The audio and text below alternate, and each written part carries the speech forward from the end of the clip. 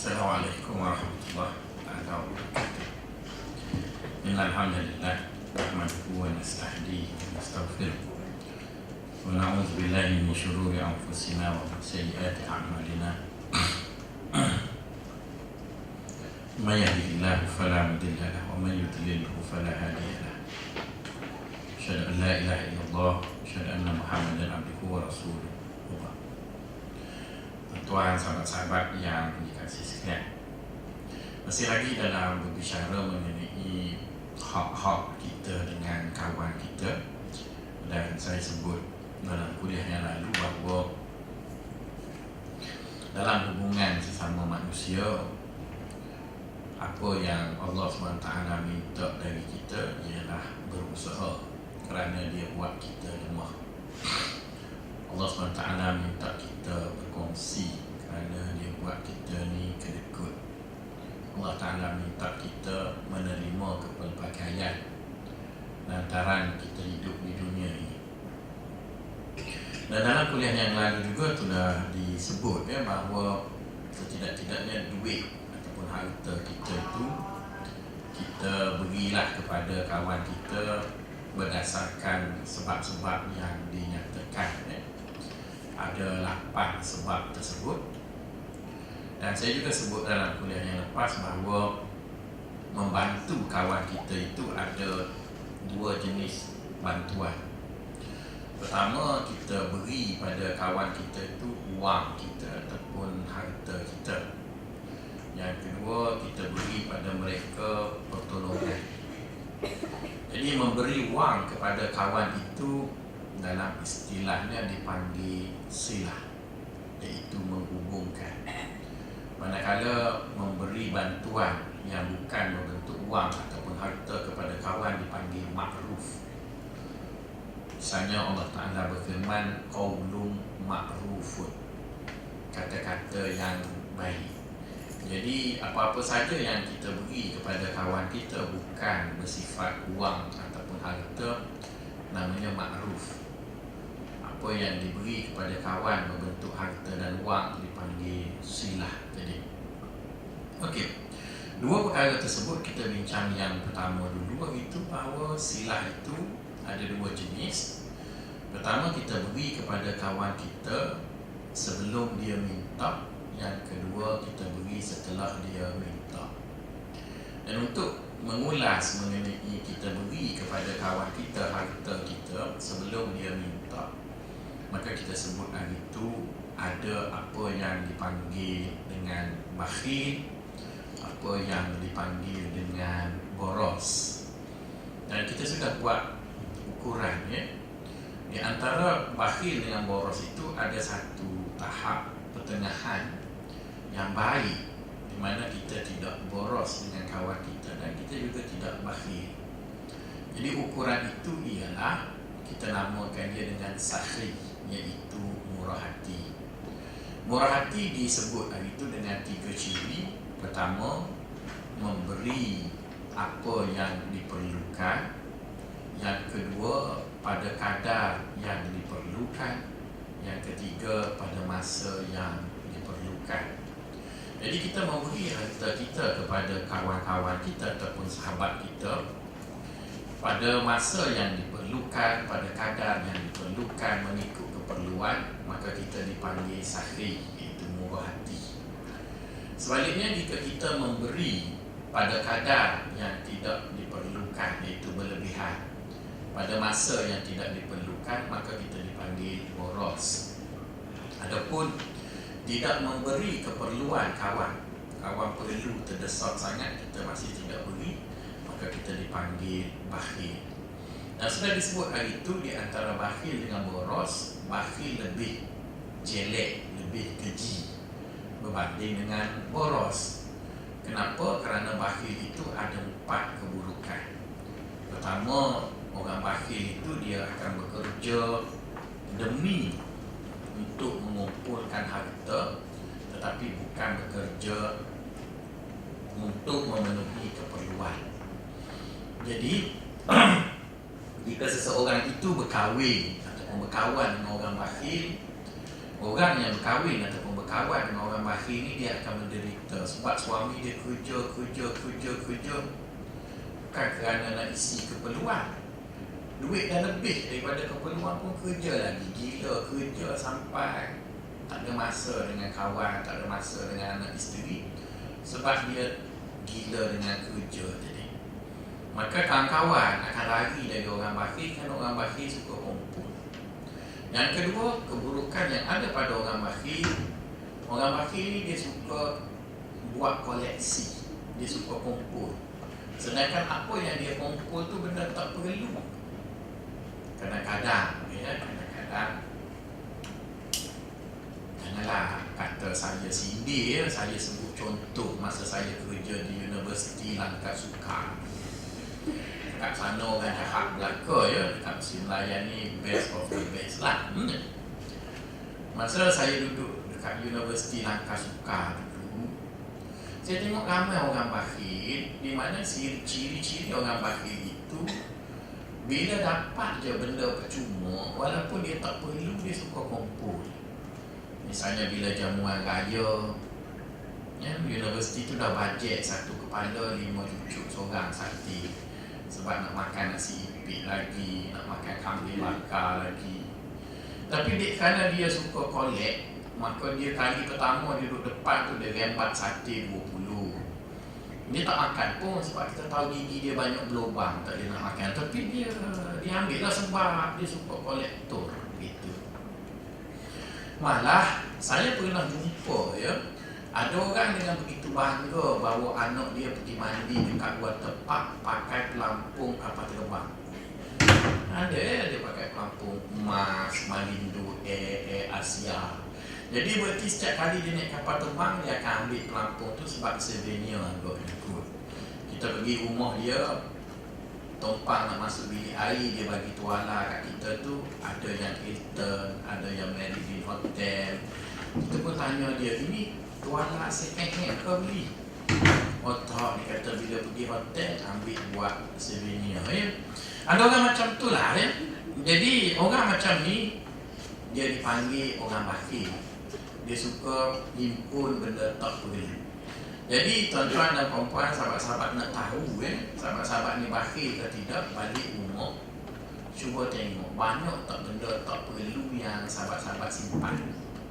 Kalau sahabat-sahabat masih simpan telefon Nokia 350 yang memang tak pakai, tu memang bakhil. Dah tak pakai, lupa saja. Saya apa simpan tak pakai dah. Membazirkan tempat je. Kadang-kadang kita punya saiz baju dah masuk XL, lemak dah tak turun dah, pergi aerobik pun sebab tepu dah. Jadi baju yang kita pakai masa M dulu bagi je lah kat orang. Ada lagi student-student yang miskin begitu. Saya pakai sekarang 40. Kat rumah saya tu masih ada seluar saiz 36, 38. Siapa nak boleh lah. Mahal je. Saya takkan turun dah perut saya mediametric 40, dia akan pergi ke depan lagi setara dengan Diago. Jadi yang berminat dengan saya 36, 38 tu boleh minta dengan saya. Banyak seluar 38 begitu. Baju Melayu. Sebab kalau kita simpan tu dia tak turun dah tubuh kita. Dia gitulah. Datuk Mahmud Zudi kata bila dah lepas 40 tubuh macam tu, dia macam tu lah. Kalau makan syakli ke apa pun dia turun sekejap, berhenti makan dia naik pula begitu. Jadi nak sebutnya tuan-tuan, jangan simpan benda yang tak perlu. Saya rasa orang Jepun cukup pandai mengurus kebakhilan. Dia ada 5S. Dia sisir, susun, simpan, sensor. Tuan-tuan belajar dekat kursus yang ditawarkan oleh BSM. Jadi maksudnya kita jangan simpan benda yang kita tak perlu. Bagi je lah dekat orang. Yang perlu tu simpan. Kadang-kadang ada pencarah, dia punya komputer projek ada 5. Okay, sekali dia punya window tu up to date. Apa panggil out of date tu sebab tak bunuh. Ada. Tanya Zul tahulah. Buka komputer dia tu sebab dia tak kena buka. Dia rosak sebab terlalu banyak komputer dia ada. Jadi RA nak pakai, dia minta dengan makmal supaya bagi dekat RA dia. Jadi itu dipanggil bakhil. Yang ketiga tuan-tuan, kejinya orang bakhil ni, dia tak pernah baik sangka dengan orang. Dia selalu buruk sangka dengan orang. Kadang-kadang jabatan nak buat potluck, dia tak sempat masak, maka collect lah duit RM10 seorang. Jadi bila kita collect duit RM10 seorang tu, kita kira percaya lah orang tolong pergi beli. Ini dia tanya satu-satu, mana bil? RM10 kau beli apa? RM10 je tanya bil. Kalau RM1,000 kat terus tanya tak apalah, sebab lepas di procurement tu. Ini RM10 beli poket pun minta bil lebih pada bahagian berdahari lagi. Jadi itu menunjukkan bahawa dia tak pernah sangka baik dengan orang. Kita berkawan ni, kita bagikan dia RM10, kita tahulah pilih guna lah terbaik macam mana dan sebagainya. Dan yang keempatnya, buruknya orang bakhil ini, dia sukar untuk menunaikan hak orang bila berkait dengan harta dia. Dan kalau dia tunaikan pun, dia bagi yang paling minimum. Jadi 4 perkara ini tuan-tuan, dia menyebabkan orang yang berada di sekeliling orang bakhil jadi susah. Maka sebab itulah Nabi sebut dalam hadis yang saya pernah baca itu, Nabi kata orang bakhil itu jauh dari Allah, jauh dari syurga, jauh dari manusia, dekat dengan neraka. Sebaliknya boros, walaupun ianya tak baik, tapi dia lebih baik dari bakhil. Sebab boros, kita beri benda lebih pada kawan kita, menyebabkan kawan kita suka. Cuma jangan terlalu kerap. Sesekali boros tu okey lah. Misalnya kita dapat APC 5 kali berturut-turut, betul kan? Sekali boros belanja kawan.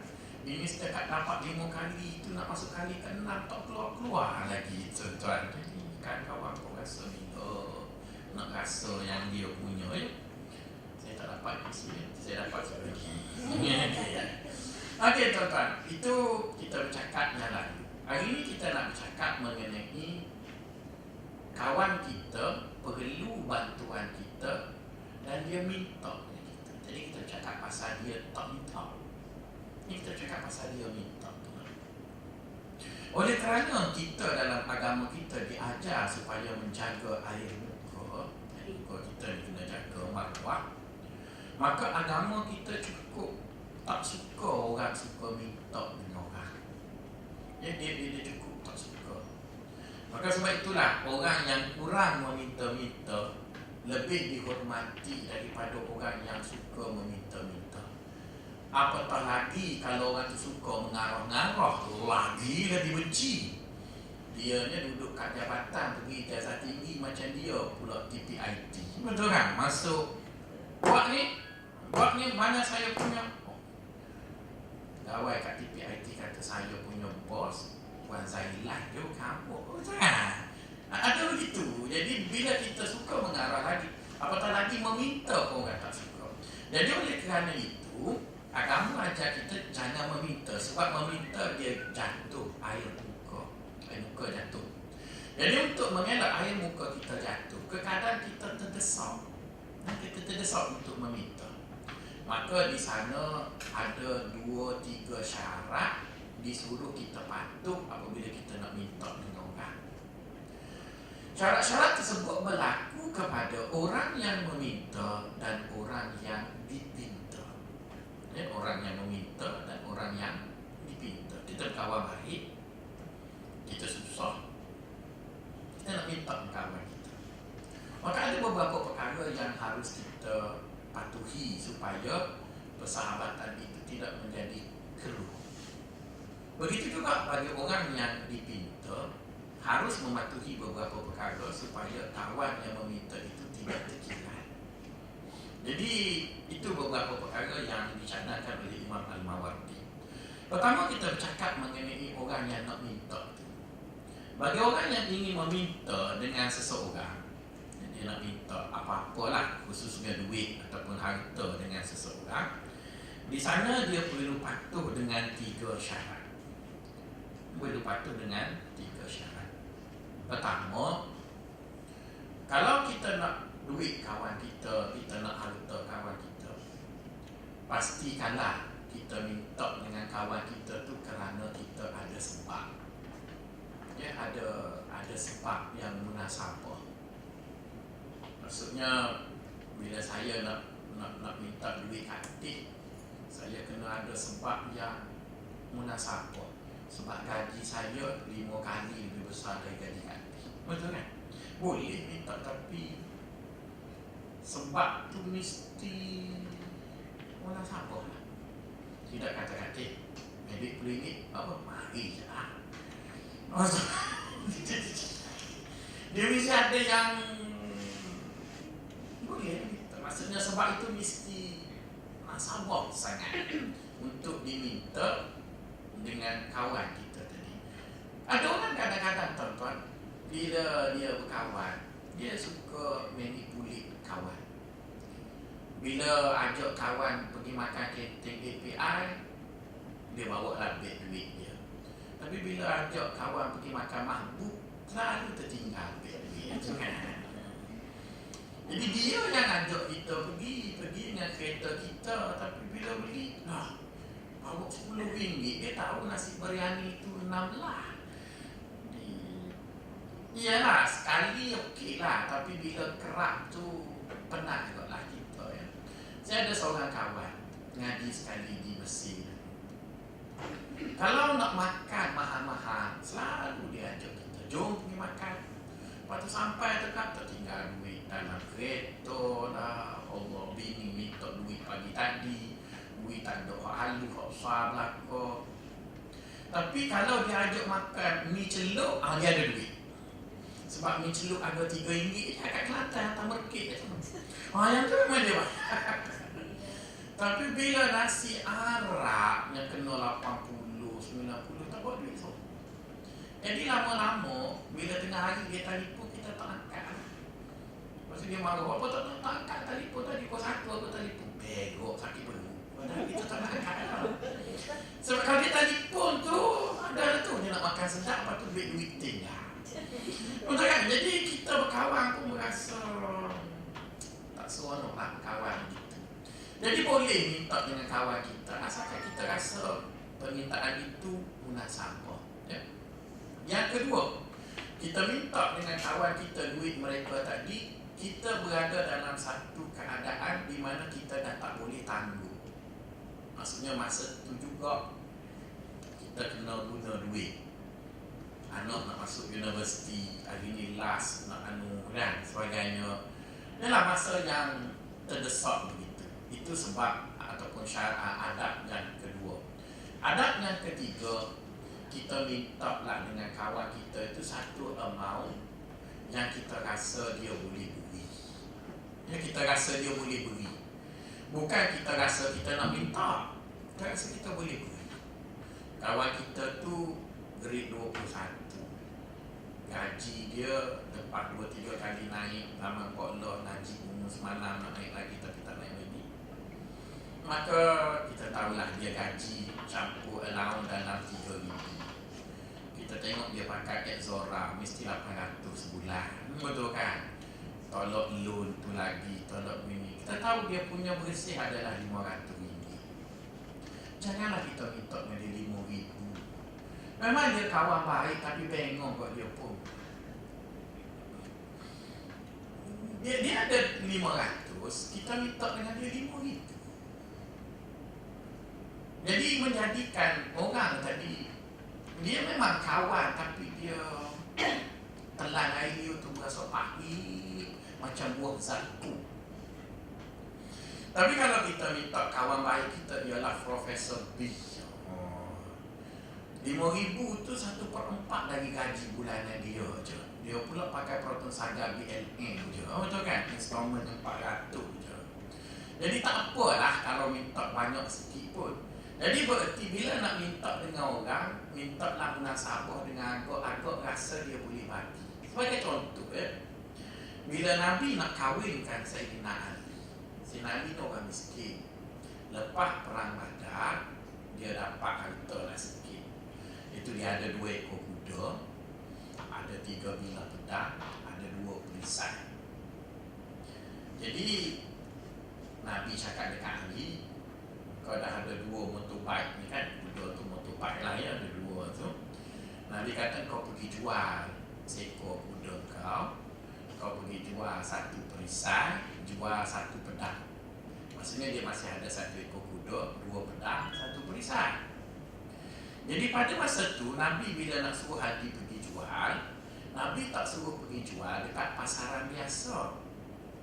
Tak suruh jual dekat pasaran biasa sebab dia akan dapat sikit, sebab second hand. Bukan second hand, third hand. Dia rapah dalam perang tu satu hal. Lepas tu daftar atas nama dia, nak jual pula begitu.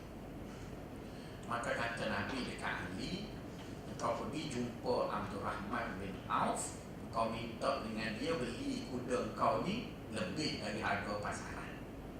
Berarti Ali telah meminta sesuatu dari kawan dia. Kan dia minta sesuatu dari kawan dia. Dan dia telah meminta lebih dari yang sepatutnya barang tu. Tapi apa yang Nabi suruh? Nabi suruh pergi dekat orang kaya. Cuba bayangkan kalau Nabi suruh pergi dekat Bilal. Kan Bilal kan tak ada duit. Jadi Nabi kata Ali, kau bawa kuda ni, bawa ni, kau pergi jual dekat Bilal, minta Bilal mahal, bayar 2 kali ganda harga pasaran. Tidak bengong Bilal. Nak tak buat perintah Nabi. Jadi baginda SAW seorang yang cerdik tadi, dia tahu kalau nak minta sesuatu, mintalah dengan orang yang kita rasa orang tu boleh beri. Jangan kita pakai minta aja, kau ni tak bersahabat kerana Allah, tak ikut kau kuliah Ustaz Faisal, tak panggil Jumaat tamu kedua. Memang tuan-tuan, dia pun nak baik juga, tapi bila minta di luar dari kemampuan dia pun bengong juga. Sebab duit ni dia tak ada. Itu je lah yang ada. Jadi oleh kerana itu, bagi kita yang nak minta, ada 3 perkara yang perlu dipatuhi. Pertama, biarlah kita minta dengan kawan kita itu kerana sebab yang khusus. Yang kedua, kita sudah tidak ada masa lagi untuk menangguh, di mana kita terdesak sangat masa itu. Dan yang ketiga, mintalah daripada orang yang kita rasa dia boleh beri amount ataupun duit yang kita minta tadi. Itu mengenai orang yang minta. Manakala orang yang memberi pula, dia harus mematuhi 3 perkara juga. Pertama sekali, apabila kawan dia menyatakan nak pinjam duit, maka memadailah kawan dia tak disebut secara umum. Tak perlulah sebut nak bagi detail. Kerana dia kawan kita. Bila dia kawan kita, dia sebut lebih kurang tu, kita pun tengok air muka dia, kita tahu dia perlu duit tu. Namun begitu tuan-tuan, saya pernah sebut dekat tuan-tuan ya, bahawa saya pernah sebut kaedah al-jaza'u min jinsil amal. Pernah dengar? Tak pernah dengar? Benar, saya tak ada lagi, tak perempuan. Tak pernah sebut lagi. Di dalam agama kita ni ada satu kaedah nama dia al-jaza'u min jinsil amal. Jaza' ni maksudnya balasan. Balasan adalah serupa dengan apa yang kita buat. Itu dalam agama kita gitu. Kaedah ini dipopularkan oleh Imam Ibnul Qayyim Al-Jauziyah. Saya bawa contoh ya untuk memperkukuhkan konsep ini. Misalnya ada sepotong ayat Quran sebut, kata Allah, wa man kan fi hadhil a'ma fa huwa fil akhirati.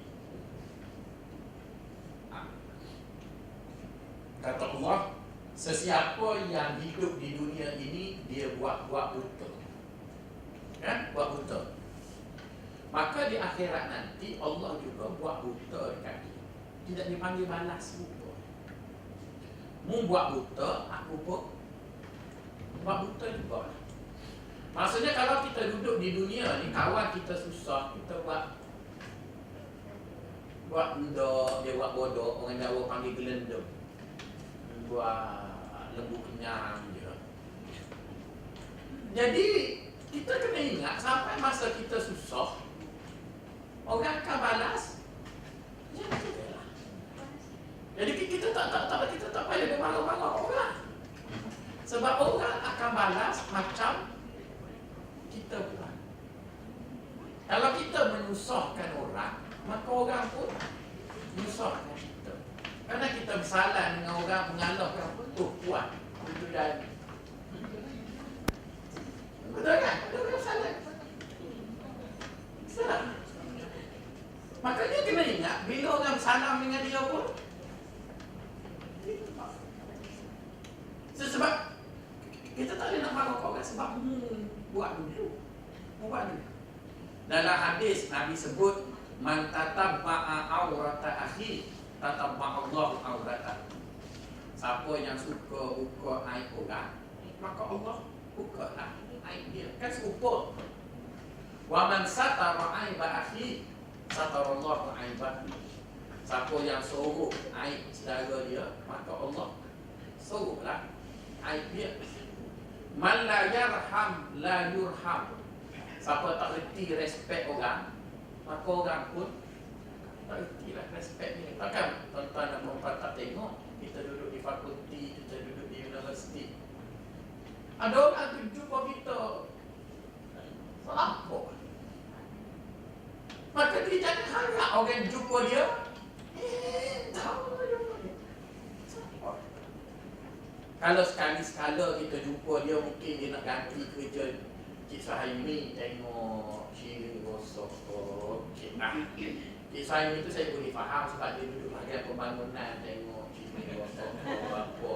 Jadi kalau dia tak nampak kita pun nak sabuk. Ini dia bukan Cik Suhaimi. Jadi bila orang jumpa dia, dia berumur. Kenapa lah orang sekarang tak tuntun?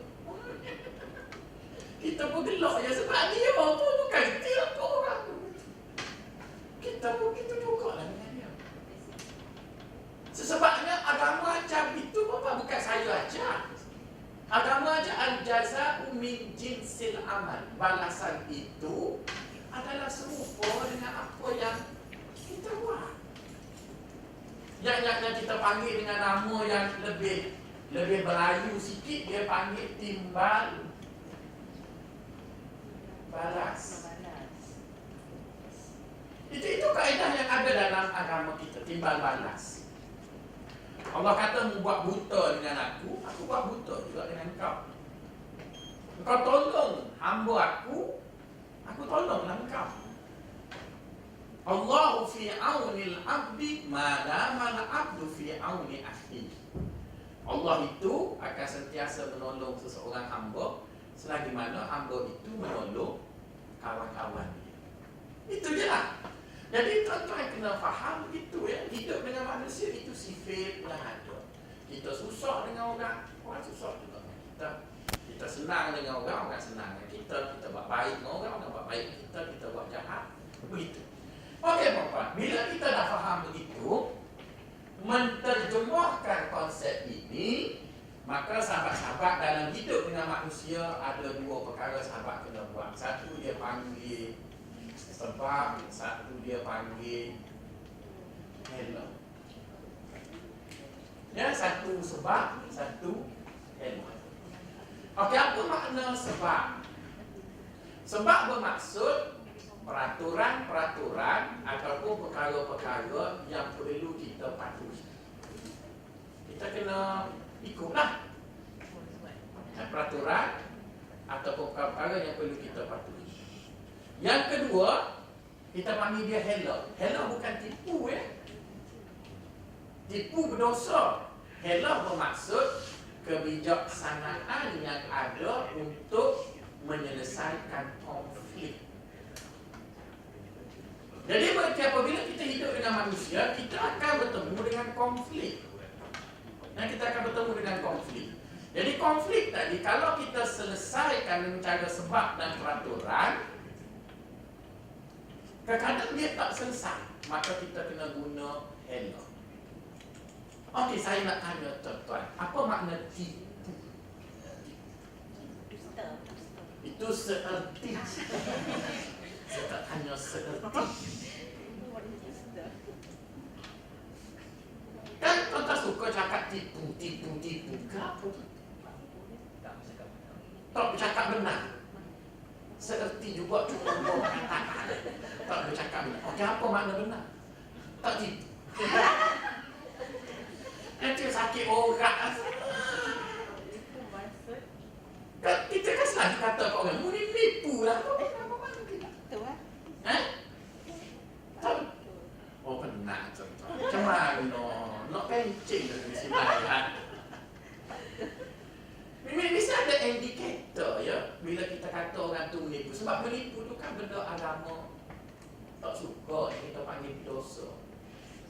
Jadi bila kita nak sabitkan orang tu berdosa, mesti ada indikator. Kan? Ada indikator.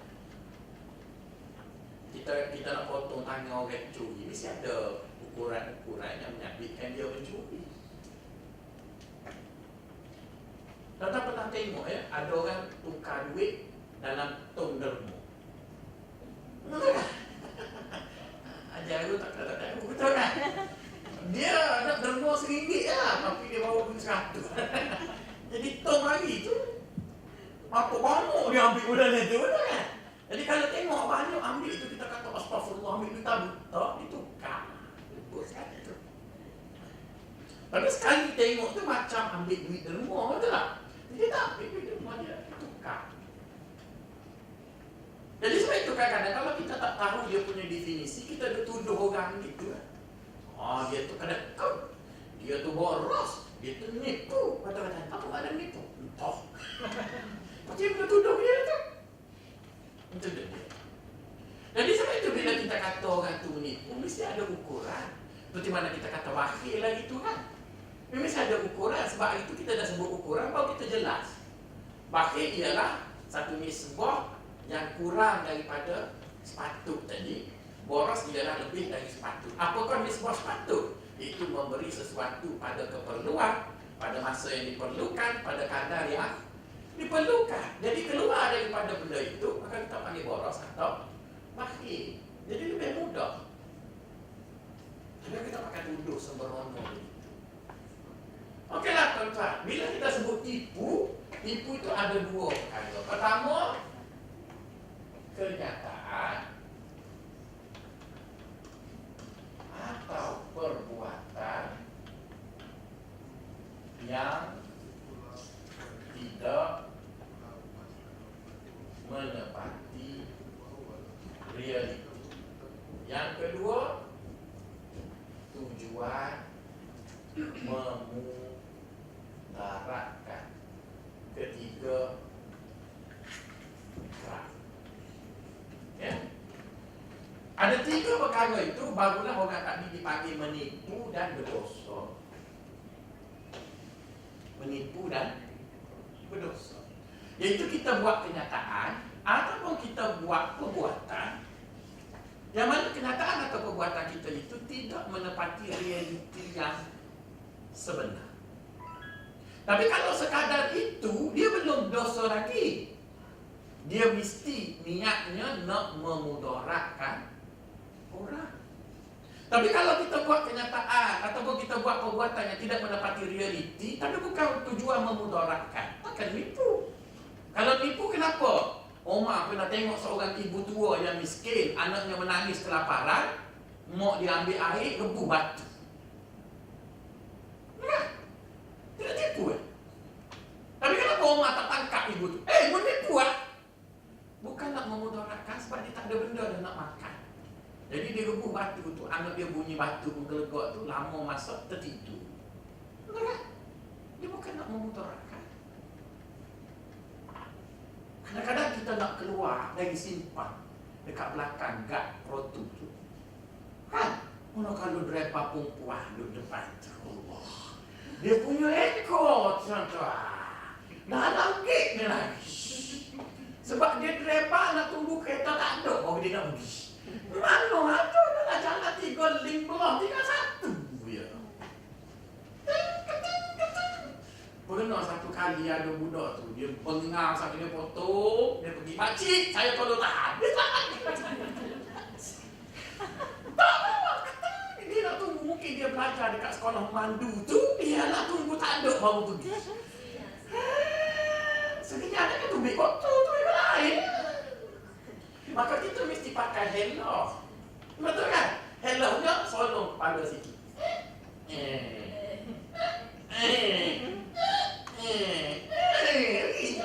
Lepas tu terima kasih. Thanks. Itu kan? Marah ke tak marah kat kita pula orang perempuan.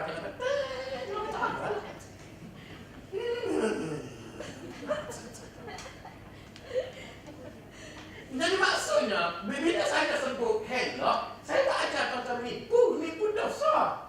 Tapi tipu itu adalah indikator dia, iaitu perbuatan atau kenyataan yang tidak menepati realiti dengan tujuan memudaratkan, dan ianya dibuat dengan keras. Tapi apa makna hello? Hello ialah kita buat benda yang tidak tepat, tidak menepati realiti, tapi nak protect diri kita. Tuan-tuan tak pernah tengok ada seorang mak saleh muda tu, kereta dia baru pergi kerja. Dia tak mahu orang rompok, dia buat penutup kereta gambar kereta buru. Betul kan? Betul lah. Dosa kan? Tak, dosa apa? Kereta dia. Dia buat gambar tu kan? Gambar tu, lepas tu dia lukis gambar kereta buru. Jadi orang tengok, orang tak curi lah sebab kereta buru. Padahal kereta baru, dia petang dia tarik guru, stop lagi. Salah kan? Dan itu dia panggil hello. Tuan-tuan duduk kat Malaysia ni, polis Malaysia dia tak rompok. Kalau tuan-tuan pergi Pakistan, pergi India, tengok polis tu je lah, tengok rompok lah. Macam mana nak buat masa? Macam mana nak buat masa? Adakah kita menipu? Kita tak tipu. Kita buat hello. Jadi sebab itu dalam hidup ini, kita kena juga pandai buat hello dengan tujuan protect diri kita. Kita tak mahu ambil harta orang. Kita juga tak mahu orang rampas harta kita. Tak mahu orang rampas harta kita. Dan saya sedang memikirkan helm yang munasabah pada parti Ketua Jabatan Sejarah. Orang ni nak saya tak. Dr. Johnny kata aku kunci guru sebab tempat dia tu jangan orang yang ambil. Dr. Johnny itu dia profesor. Sebab patut ambil orang dia dan dia buat dia duduk muka dia ni. Tak orang mengambil Jabatan Sejarah tu mungkin kerana pokok. Betul kan? Saya nak terbang pokok biar dia punya Julai tu betul-betul nak parah kereta saya je. Jadi lori tak boleh masuk. Sebab dia. Tak tahu lah kita. Kalau motor aku capuk dalam lokan, lori tu macam mana? Ada kereta tu satu hari dia parking kat situ. Saya parking belakang dia. Saya ingatkan dia akan keluar awal. Kenapa dia keluar esok? Esok pun saya parking lagi. Jadi nak sebutnya tuan-tuan, bila begitu kita kena buat help supaya dia tak ambil hak kita. Tak ambil yang kita. Itu pun bukan yang saya punya. Setakat 30 bulan 6 saya lah, 1 bulan 7 orang lain lah pula. Jadi ketua jabatan saya tak ambil lah. Sebab orang lain punya. Jadi nak sebutnya tuan-tuan, dalam hidup ini kita diajar jangan buat jahat ke orang. Kita juga kena jaga jangan orang buat jahat dengan kita. Mungkin tuan-tuan kata ustaz ni autah lah. Mana dalil ustaz aja? Saya kata ustaz kena autah. Mari tuan-tuan tengok ayat Quran. Wa makaru wa makarallah. Lihat. Apa makna makar? Makar ialah tipu muslihat. Betul kan? Maksudnya bila orang munafik, orang Yahudi, mereka menipu buat muslihat, tipu Allah dan Rasul, apa yang Allah dan Rasul balas? Tipu dia balik lah. Tapi tak boleh nak panggil Allah tu penipu, sebab dia tak tipu kan. Tapi bila kalau hedah dengan aku pun buat hedah juga dengan kau. Maka sebab itu kita dengan Allah tak boleh buat hedah sebab Allah tak tipu kita. Tapi ada orang buat helah. Dia baru beli telefon Lenovo, dia bubur gitu. Jadi bila tengah sembahyang tu nak dia tengok tak boleh, betul kan? Tapi orang call dia masa dia tengah qiyam, masa dia nak rokok dia lagi jawab aku tengah rokok tak ni. Tak boleh ada tu. Itu tipu Allah, mana boleh. Sebab Allah tak tipu kita, Allah tak kelentong kita, kita kena buat betul ini dia. Tapi dengan si munafik, dengan si putar alam, kena buat sesuatu. Sebab tu orang duduk di kaunter, macam 2-3 orang duduk di kaunter ijazat tinggi tu yang kena pusing kau harap tu. Sebab arak tu cukup pandai autan, nanti kena kerusuh kita hati kerusuh. Macam mana nak putar balik dia tu. Tapi bila arak datang, tengok muka saya, dia tak putar. Sebab kita pun sama putar dengan dia. Tak putar saya. Tak percaya lagi lah arak mana, aku pusing juga. Sebab saya ngaji negara Arab. Kita tahu dia pusing macam mana. Dia sebut tu kita tahu dah dia nak pusing berapa darjah degree, berapa degree nak pusing tu nak pusing. Kita pusing 180 dia pun bengok. Itu yang dia pergi ijazah tinggi tu, ijazah tinggi pun bengok. Betul kan? Guna kuasa veto bagi surat kat aku. Aku pusing lagi dia pun bengok. Jadi kita bukan nak tipu orang, tapi kadang-kadang kita tahu auta dia tu. Bila kita tahu auta, mana bukti? Mana benda tu? Oh, Datuk dia kata dia jumpa Datuk. Datuk duduk luar negara, dia jumpa mana tu? Jadi bagi kita kena ikut peraturan. Sebab bila tak ikut peraturan, NC kena kat kita. Dia lepas dah. Dia balik dah. Boleh jawatan besar. NC kita sengih. Datuk pun tak bagilah makan penuh. Tak dapat APC. Betul kan? Sebab NC mana? Jadi nak sebutnya, iyalah. Kita tak mahu tipu orang. Tapi kita juga tak mahu orang tipu kita. Kali pertama orang tipu kita okey. Sebab kita manusia. Tapi Nabi kata tidak sepatutnya orang mukmin itu disengat pada lubang yang sama 2 kali. La yuldagul mu'min fi hufratin marratain. Orang mukmin takkan disengat pada lubang yang sama 2 kali. Nah, kalau kita kena sengat sampai lebam tu, soh bodoh kita. Jadi berarti kita diajar begitu. Nabi Muhammad tuan-tuan, masa dia duduk di Mekah, perangai dia lain.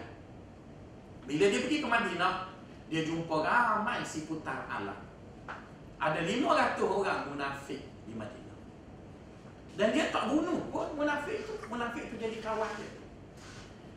Macam mana dia mengeksploitasi 500 orang si putar alam itu untuk kepentingan Islam. Nanti kita cerita lain kali lah. Itu ada dalam kelas sirah saya sebut. Yang kedua, Nabi juga terpaksa bertemu dengan Yahudi. Yang kita tahu akal dia memang pandai pusing. Yang peliknya, Yahudi yang pandai menipu tu tak boleh ditipu Nabi. Tapi lepas Nabi wafat, dia tipu kita. Macam-macam mana dia tu? Maka ada benda-benda yang gitu. Jadi sebab itu dia sebut sebab, dan satu lagi dia sebut hal. Jadi bila kita sebut sebab bermaksud peraturan atau cara yang harus kita patuhi untuk sampai kepada satu matlamat. Yang kedua, hela bermaksud kebijaksanaan. Kita guna untuk menjaga hak dan kepentingan kita. Jadi itu beberapa perkara yang harus ada pada kita dalam mengurus kita dengan kawan-kawan tadi. Jadi begitu jugalah. Kadang-kadang kawan kita tu dia putar alam. Tuan-tuan tak pernah jadi garantor bewak mampu? Tak pernah jadi garantor. Garantor, kawan mari nak pinjam duit, minta kita jadi garantor. Kemudian bila anak dia lulus, tak bayar. Surat tu sampai je kat kita, kan sakit jiwa kita. Kita tengok gaji anak dia sama mahal dengan kita. Tapi dia tak bayar. Kita blacklist. Anak dia okey. Dia okey. Jadi macam mana nak selesai orang yang suka minta kita jadi garantor? Tak tanda tangan, dia kata tak kawan. Kita tanda tangan, kita mati, dia hidup. Betul kan?